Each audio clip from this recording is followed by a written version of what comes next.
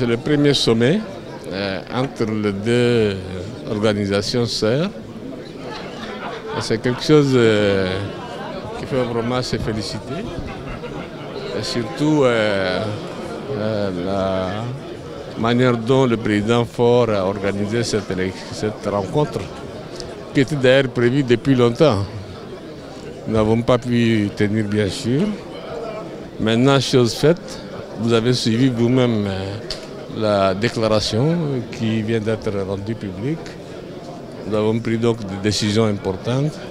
Nous sommes confrontés aux mêmes défis sécuritaires, aux mêmes défis d'instabilité, aux mêmes défis donc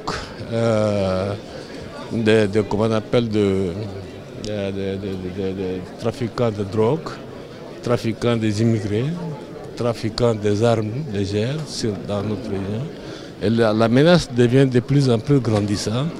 Et nous savons que tout vient de la Libye.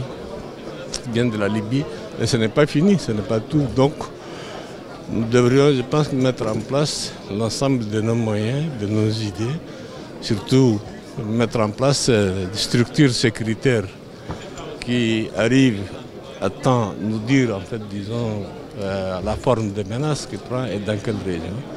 Et mettre les moyens en commun pour faire face en attendant que la communauté internationale puisse intervenir, parce que la lutte contre le terrorisme, ce n'est pas une question d'une région ou d'un seul continent. La lutte contre le terrorisme, c'est une question de toute la communauté internationale. Donc, comme la communauté internationale a fait au Moyen-Orient, la communauté internationale doit venir ici en Afrique faire la même chose, puisque ceux qui ont été chassés du Moyen-Orient sont arrivés en Afrique maintenant. Donc la menace est devenue encore plus précise et plus grande. Donc l'Afrique seule ne peut pas faire face. La communauté internationale doit venir soutenir les efforts des Africains. Nous ne disons pas que nous ne pourrons rien faire sans eux.